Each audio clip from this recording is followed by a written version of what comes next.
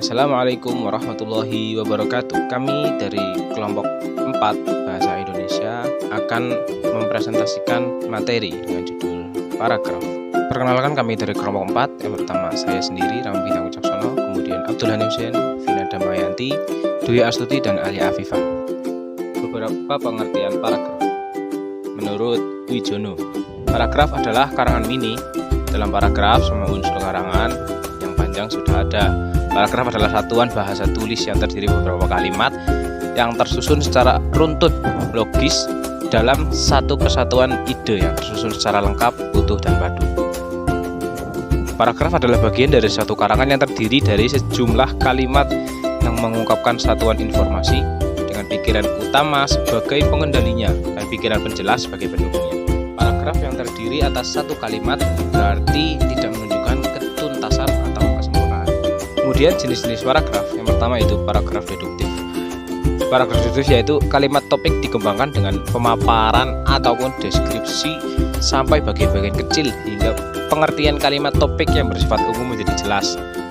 Kemudian yang kedua itu paragraf induktif. Paragraf induktif yaitu paragraf yang dimulai dengan penjelasan bagian-bagian konkret atau khusus yang dituangkan dalam beberapa kalimat pengembang. Berdasarkan penjelasan tersebut, pengarang sampai kepada kesimpulan umum yang dinyatakan dengan kalimat topik pada bagian akhir paragraf. Paragraf yang tersusun dengan cara ini disebut paragraf induktif khusus umum. Paragraf campuran atau kombinasi. Paragraf dapat dimulai dengan kalimat topik disusul kalimat pengembang dan diakhiri kalimat penegas. Sebaliknya, dapat pula kalimat pengembang dibagi dua, sebagian di awal dan sebagian lagi di akhir paragraf, sedangkan kalimat topiknya di tengah. Paragraf perbandingan. Kalimat topik berisi perbandingan dua hal, misalnya yang bersifat abstrak dan yang bersifat konkret. Kalimat topik dapat pula dijelaskan dengan kalimat pengembang dalam bentuk kalimat tanya dan kalimat berita. Paragraf sebab akibat. Kalimat topik dikembangkan dengan memberikan sebab atau akibat dari pernyataan pada kalimat topik. Paragraf contoh. Kalimat topik dikembangkan dengan memberikan contoh-contoh sehingga kalimat topik menjadi jelas pengertiannya. Paragraf perulangan. Kalimat topik dapat pula dikembangkan dengan pengulangan kata atau kelompok kata atau bagian-bagian kalimat yang penting. Paragraf definisi. Suatu pengertian atau istilah yang terkandung dalam kalimat topik memerlukan penjelasan panjang lebar agar dapat maknanya ditangkap oleh pembaca. Alat untuk memperjenis pengertian tersebut ialah serangkaian kalimat pengembang. Selanjutnya, pengertian paragraf efektif. Paragraf yang efektif adalah paragraf yang dapat menyampaikan ide atau gagasan penulisnya sedemikian rupa sehingga pembaca dapat menangkap ide itu persis seperti apa yang dikehendaki penulisnya. Sebaliknya, paragraf yang tidak efektif adalah paragraf yang karena cara menulisnya membuat pembaca bertanya-tanya, bingung, dan tidak dapat menangkap apa yang ingin disampaikan penulisnya. Jadi, paragraf efektif itu adalah paragraf yang di dalamnya terdapat pesan yang jelas. Paragraf yang efektif selalu mampu mengarahkan pembaca kemana arah pembicaraan topik utama. Kemudian, ciri-ciri paragraf efektif. Yang pertama, hanya mengandung satu ide pokok atau gagasan. Kesatuan fokus merupakan salah satu ciri penting dalam suatu paragraf efektif. Suatu paragraf dianggap memiliki kesatuan fokus apabila hanya membahas satu ide pokok bacaan saja. Dengan kata lain, semua kalimat dalam paragraf tersebut membahas satu gagasan utama saja. Yang kedua, ada kepaduan dan kesatuan antar kalimat pembentuk paragraf. Paragraf dikatakan padu atau kohesif apabila kalimat-kalimat pembentuknya berkaitan satu sama lainnya. Paragraf dikatakan ada kesatuan atau koherensif jika kalimat-kalimat pembentuknya tidak terlepas dari ide pokok.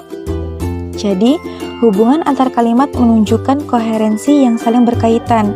Ciri koherensi merupakan ciri penting dalam paragraf efektif. Agar suatu paragraf memiliki koherensi yang baik, maka kalimat-kalimat yang terkandung di dalamnya juga harus efektif. Antar kalimat harus saling berhubungan secara logis. Yang ketiga, berunsur kalimat topik atau kalimat utama dan kalimat pengembang dari kalimat utama. Jadi, pengembangan yang cukup memadai dalam mengembangkan gagasan utama. Dengan demikian, ide pokok utama tersampaikan dengan baik oleh penulis. Pembaca akan dengan mudah mendapatkan gambaran mengenai ide yang disampaikan. Pembaca tidak perlu lagi bertanya-tanya mengenai topik yang dibahas penulis. Kemudian, cara mengembangkan paragraf. Jadi, pengembangan paragraf itu sendiri merupakan cara penulis untuk mengembangkan pola pikiran dalam suatu paragraf. Sesuai dengan dasar pengembangan paragraf, ada beberapa pola yang dapat dipakai untuk mengembangkan paragraf, yaitu klimaks dan antiklimaks, sudut pandang, perbandingan, pertentangan, analogi, contoh, proses, sebab akibat, umum, khusus, klasifikasi, dan definisi luas. Adapun pola yang dapat digunakan untuk mengembangkan paragraf, yang pertama yaitu klimaks dan antiklimaks. Paragraf yang menggunakan dasar klimaks, ide pokoknya dirinci menjadi beberapa gagasan bawahan.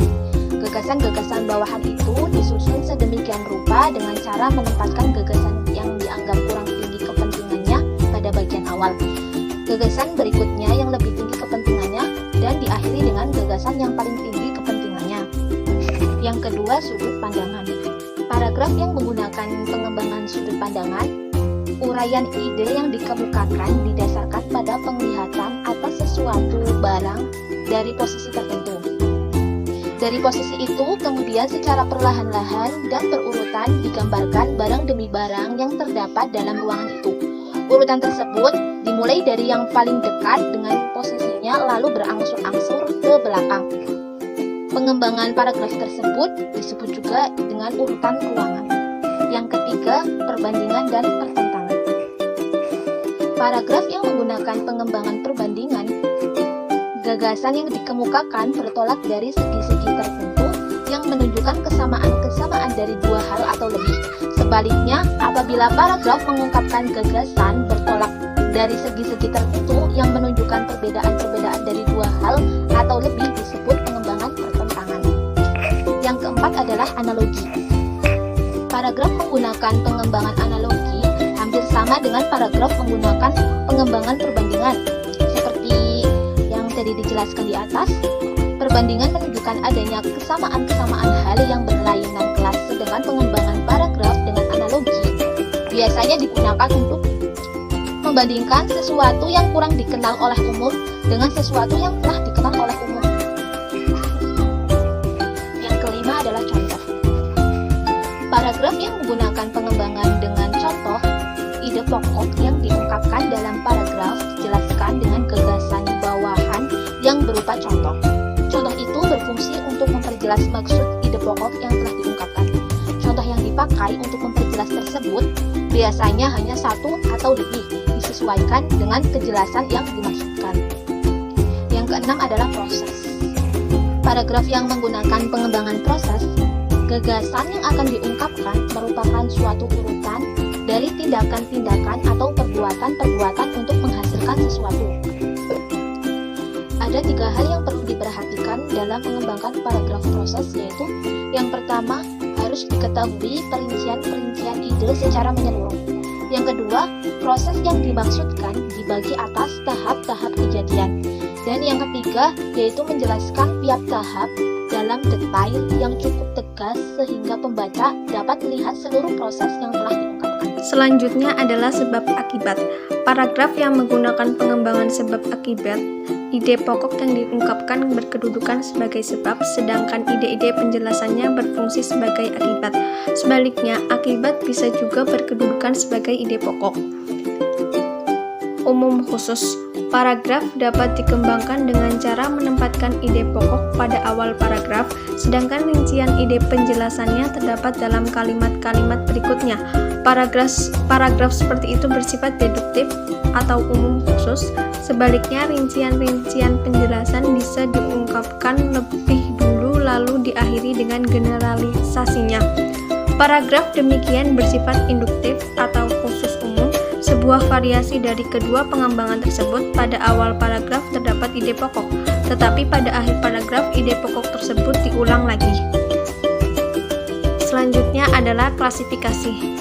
Klasifikasi ialah pengelompokan hal-hal yang dianggap mempunyai kesamaan-kesamaan tertentu. Dalam klasifikasi itu ada dua hal yang harus diperhatikan.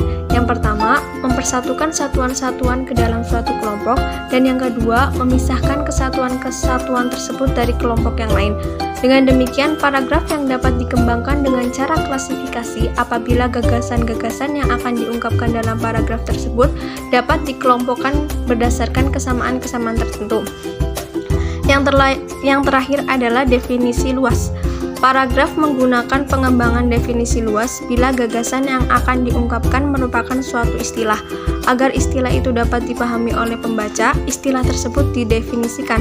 Definisi yang digunakan biasanya merupakan definisi luas, bukan hanya definisi formal biasa. Definisi yang hanya menerangkan etimologi kata atau definisi yang menerangkan sinonimnya saja.